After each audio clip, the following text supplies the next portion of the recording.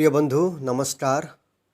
मु देवप्रसाद सिंह आपण को यही बाइबल अध्ययनर आउ एक अध्याय को स्वागत करुँची।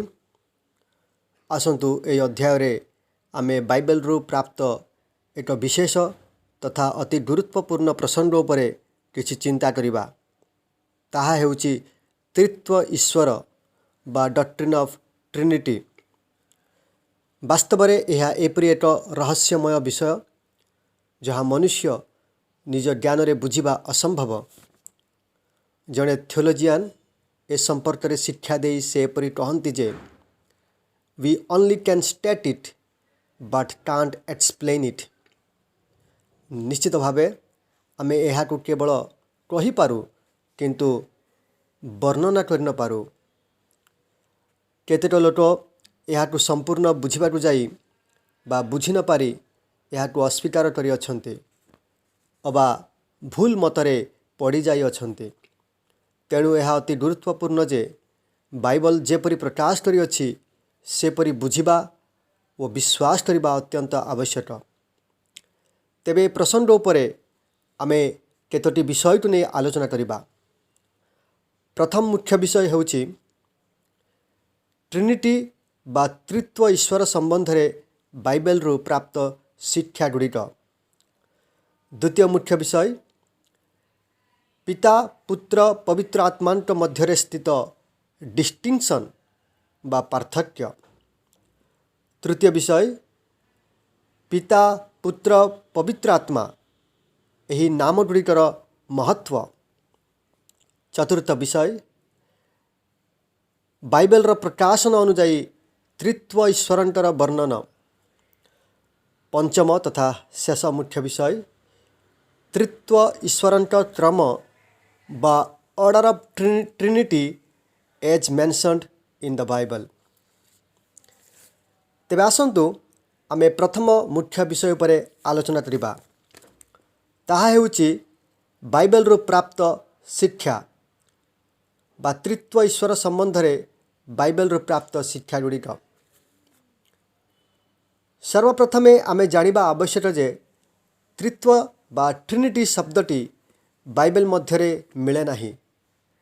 एही शब्दटी प्रथमे चर्च फादर टेर्टुलियन द्वितीय शताब्दी समय रे व्यवहार करथिले। जदिबा एही शब्दटी बाइबल रे मिले नाही तथापि एहार शिक्षा स्पष्ट भावे बाइबल मध्यरु प्रकाश पाए। प्रथमे आमे देखिबा पुरातन नियमरु प्राप्त शिक्षा गुड़िक। आदि पुस्तक एक पर्व एक पदरे परमेश्वर पाई जो हिब्रू शब्दटी व्यवहार करा जाइछि ताहा हैला एलोहिम। यह एल शब्दर बहुवचन शब्द अटे। तेणु केतेक एही बहुवचन शब्द एलोहिम को प्लुरालिटी ऑफ गॉड हेड बा त्रित्व ईश्वरन को सूचाए बोली बुझंती। आउ केतेक एहाकु माजेस्टिक प्लुराल बा महान बहुवचन बा सम्मानास्पद बहुवचन बोली मध्य बुझी थांती। किंतु पुरातन नियम मध्यरे त्रित्व ईश्वरन को सूचाउथिबा शास्त्रांश गुड़िक मध्यरे जिसाय 48 पर्व 16 पद 61 पर्वर 1 पद और गीत संहिता 110 1 पद उल्लेखयोग्य। जिसाय 48:16 रे आमे प्रकार लेखाथिबा देखु पुणी एबे प्रभु सदाप्रभु मते ओ ताहांक आत्मान को प्रेरण करिअछन्ति। सेहीपरि जिसाय 61:1 पदरे लेखा अछि प्रभु सदाप्रभुंकर आत्मा मोठारे अधिष्ठान करिअछि। गीत 110 तार 1 पदरे ईश्वर नाम को एक रु अधिक व्यक्ति उद्देश्य रे व्यवहार करा जाइछि। उक्त शास्त्रांश गुड़िकरे आमे एही तीन व्यक्ति पिता पुत्र और पवित्र आत्मांक विषय उल्लेख थिबा आमे लक्ष्य करि पारू। द्वितीय रे आमे देखिबा नूतन नियमरु प्राप्त शिक्षा गुड़िक। नूतन नियम रे त्रित्व ईश्वर यथा पिता पुत्र और पवित्र आत्मांक संबंध रे अनेक शिक्षा आमे प्राप्त हो। सेथिमध्यरु अल्प केतेक आम एठारे लक्ष्य करिबा। माथ्यू 3 पर्व 16 एवं 17 पदरे पुत्र जलरू उठुथिबा बेले पवित्र आत्मा टोपत रूपरे अवतरण करिबा और पितांक बाणी स्वर्गरू आसीथिबा आमे देखिपारू। माथ्यू 28 पर्व 19 पदरे जो बाप्तिस्मर फर्मुला दिया जाइछि सेठारे पिता पुत्र और पवित्र आत्मांक उल्लेख थिबा आमे लक्ष्य करूँ। द्वितीय करंतिय 13 पर्व 13 पदरे पाउलंक बेनेडिक्शन रे मध्य पिता पुत्र और पवित्र आत्मांक नाम उल्लेख करा जाइछि।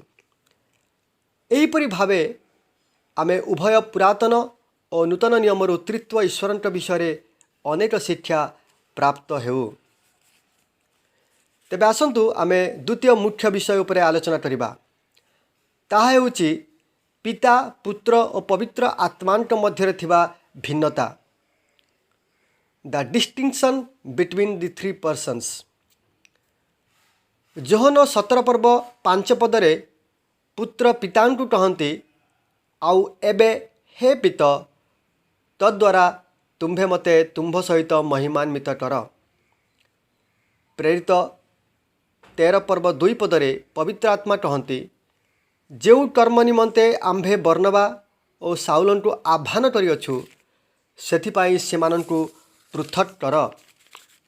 इंग्राजी रे सेट अपार्ट फॉर मी बोली लेखा जाइछि, अर्थात मो निमंते पृथक कर। एब्री 1 पर्व 5 पदरे पिता पुत्रंकु कहंती तुम्भे आम्भर पुत्र आम्भे ताहांकर पिता हेबा।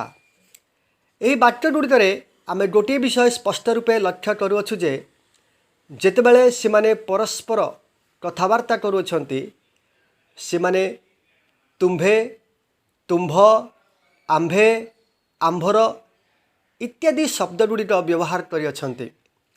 एथिरु यह स्पष्ट प्रमाणित हुए जे एमाने प्रत्येक परस्पर ठारू पार्थक्य बा डिस्टिंक्ट अटंती।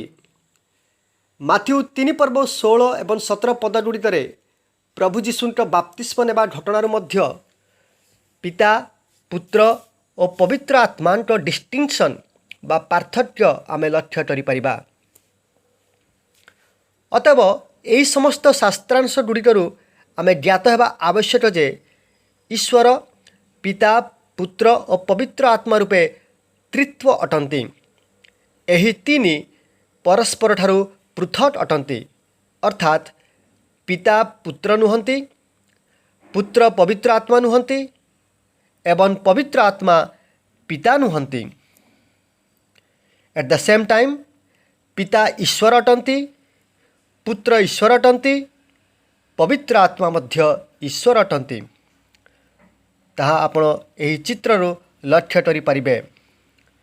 प्रत्येक अन्य व्यक्ति ठारू भिन्न हेले सुधा न्यूमेरिकाली बा संख्यागत दृष्टि एक ईश्वर ही अटंती।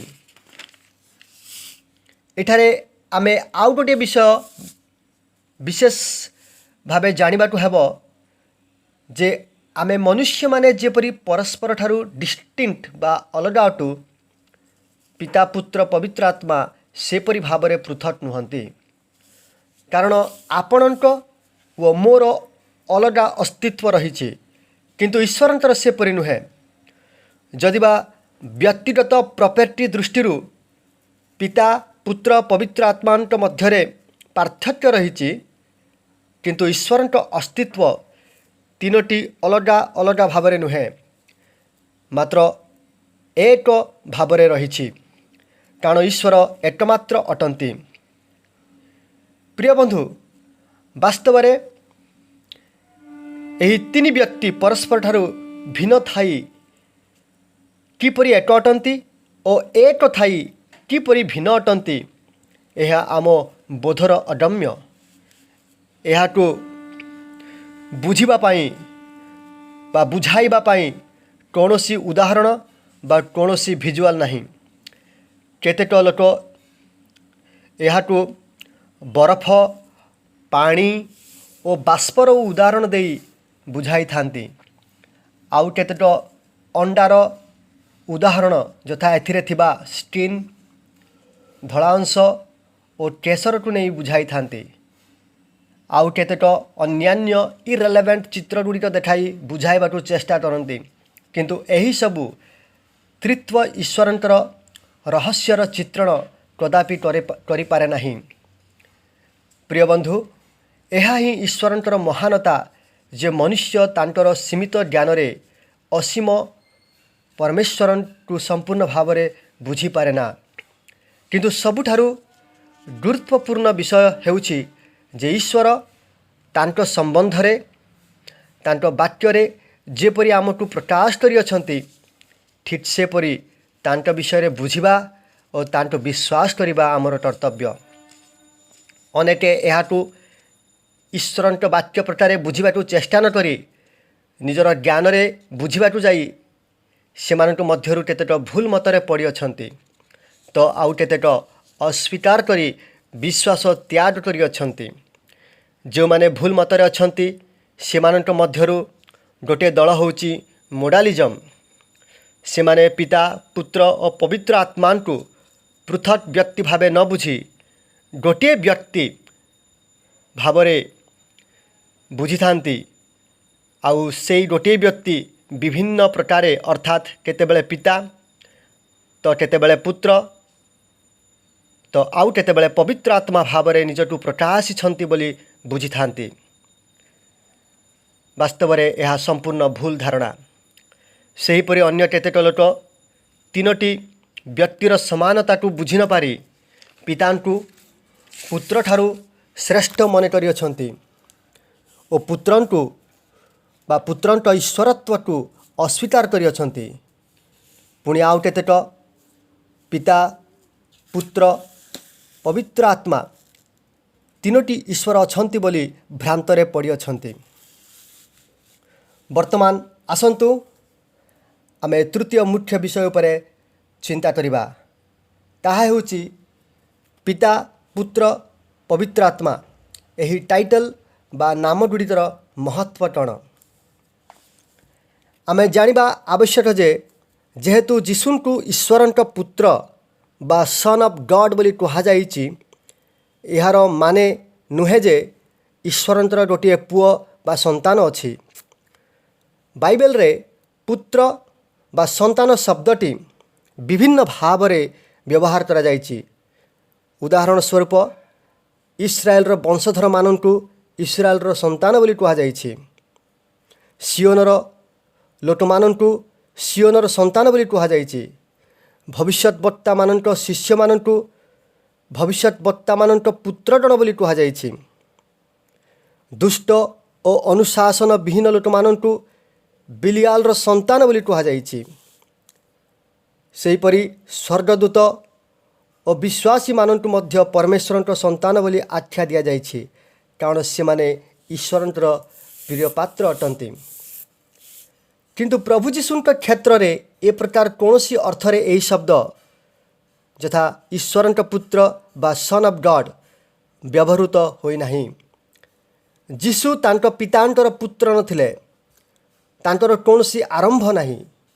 ଏହି ଶବ୍ଦ ସନ୍ ଅଫ୍ ଗଡ୍ ଗୁଣର ସମାନତା ଓ ପରିଚୟକୁ ସୂଚାଏ। ଯୀଶୁ ଈଶ୍ୱରଙ୍କ ସମସ୍ତ ସ୍ୱଭାବ ଧାରଣ କରନ୍ତି, ସେ ଈଶ୍ୱର ଅଟନ୍ତି। ଏହି ଶବ୍ଦଟି ତ୍ରିତ୍ୱ ଈଶ୍ୱରଙ୍କ ଦ୍ୱିତୀୟ ବ୍ୟକ୍ତିଙ୍କ ବ୍ୟକ୍ତିତ୍ୱକୁ ମଧ୍ୟ ସୂଚାଏ। ଆତ୍ମାଙ୍କୁ ପୁତ୍ର ବୋଲି କୁହାଯାଇ ନାହିଁ, ଯଦିଓ ସେ ମଧ୍ୟ ପୁତ୍ରଙ୍କ ସଦୃଶ ଈଶ୍ୱରଙ୍କ ସମସ୍ତ ସ୍ୱଭାବକୁ ଧାରଣ କରନ୍ତି। ସେହିପରି ଆଉ ଏକ ଶବ୍ଦ ଯୀଶୁଙ୍କ କ୍ଷେତ୍ରରେ ବ୍ୟବହୃତ ହୋଇଛି, ଯାହାକି ଅଦ୍ୱିତୀୟ ପୁତ୍ର, ଇଂରାଜୀରେ only begotten। ବିଗଟେନ୍ ବା ଅଦ୍ୱିତୀୟ ପୁତ୍ରର ମାନେ ନୁହଁ ଯେ ପିତା ପରମେଶ୍ୱର ପୁତ୍ର ପରମେଶ୍ୱରଙ୍କୁ ଜାତ କଲେ।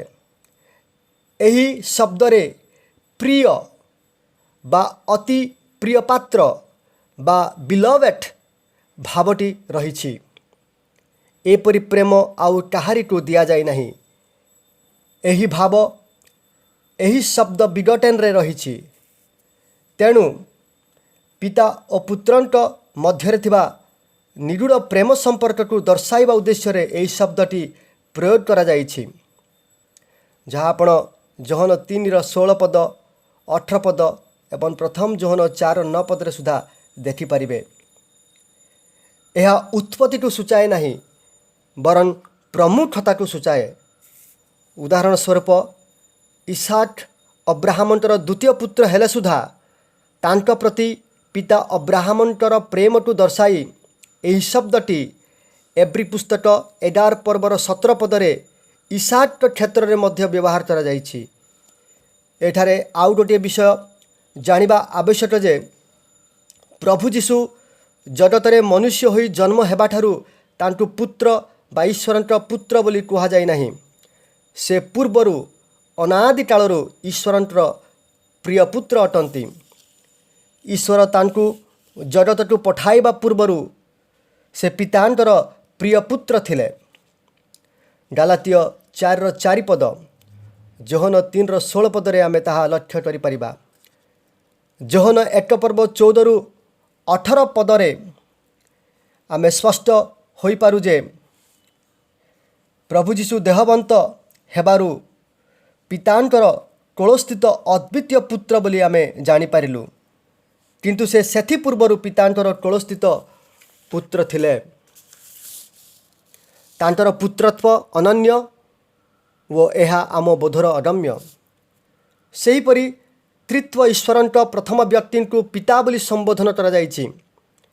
यह पुत्रंक सह अनंतकालीन संपर्क को देखाइबा पई सूचित करा जाइछि।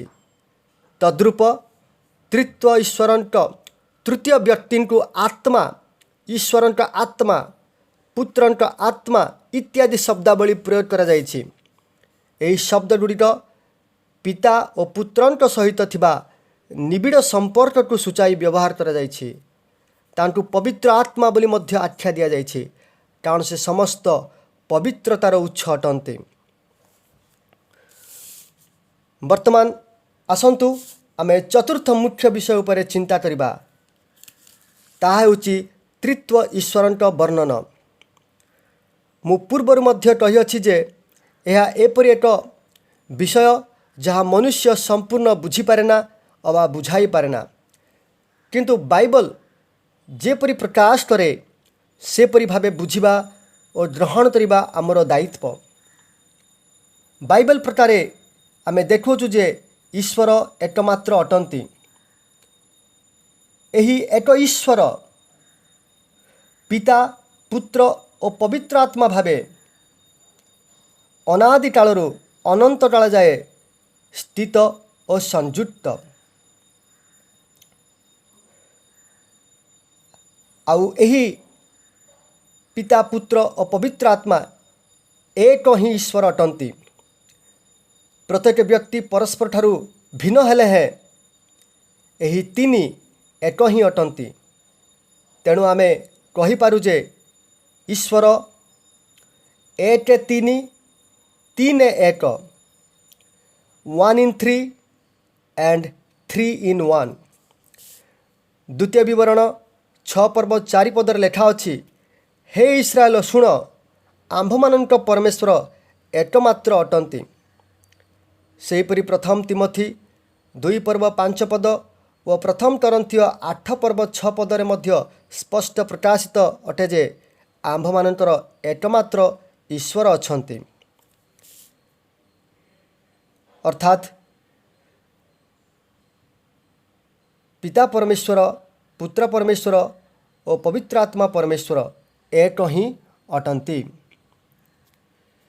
आउ प्रत्येक को-इक्वल, को-एक्जिस्टेंट एंड को-इटर्नाल। अर्थात अधिकार रे, गुण रे और अस्तित्व रे समस्ते समान अटंती। जड़े अन्य ठारू न्यून नुहे अबा जड़े अन्य ठारू श्रेष्ठ नुहे। पिता, पुत्र और पवित्र आत्मांतर समान अधिकार, गुण और अस्तित्व रही। अर्थात पिता जेपरि सर्वशक्तिमान, सर्वविद्यमान, सर्वदर्शी, पुत्र और पवित्र आत्मा मध्य सेहीपरि समान भावे सर्वशक्तिमान, सर्वविद्यमान और सर्वदर्शी अटंती।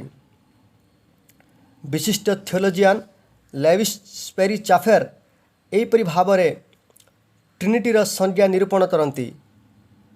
अलगा अस्तित्व बिना तीनोटी संयुक्त व्यक्ति मानक नहीं त्रित्व बा ट्रिनिटी गठित होईछि। एक ईश्वर गठन करने संपूर्ण एकजुट ईश्वरीय प्रकृति तीनोटी पार्थक्य रही पिता पुत्र व पवित्र आत्मा।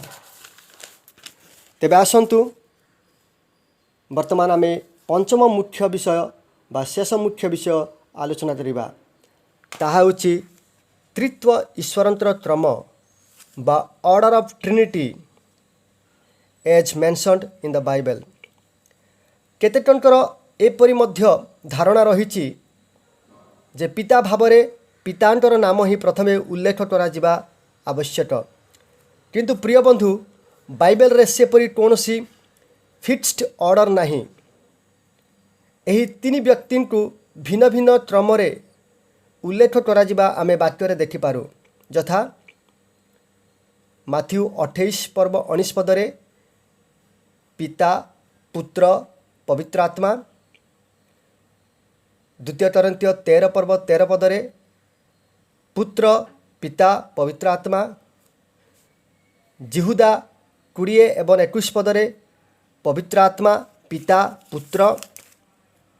सेहीपरि प्रकाशित 1 पर्व 4-5 पद, प्रथम पीतर 1 पर्व 2-3 पद, द्वितीय थेसलोनी 2 पर्व 13-14 पदरे तार क्रम होउछि पिता पवित्र आत्मा पुत्र। एवं एफिसियो 4 पर्व 4-6 पद, एफिसियो 5 पर्व 18-20 पद, प्रथम कोरिन्थीय 12 पर्व 4-6 पदरे पवित्र आत्मा पुत्र और पिता ए प्रकार क्रम उल्लेख थिबा आमे देखि पारू। प्रिय बंधु आशा करे यही आलोचनारू आपण त्रित्व ईश्वरंतर यही निगूढ़ तथा रहस्यमय विषय वाक्य प्रकार बुझी अछंती। मोर प्रार्थना प्रभु तांक विषय रे आहुरी अधिक जानिबाकू आम प्रत्येक को साहाय्य करंतु। आपण यह शुणिथिबा हेतु विशेष धन्यवाद। प्रभुंक इच्छा हेले परवर्ती वीडियो रे आमे वाक्यरू आउ किछि विषय चिंता करिबा। प्रभु आपनकू आशीर्वाद करंतु। धन्यवाद।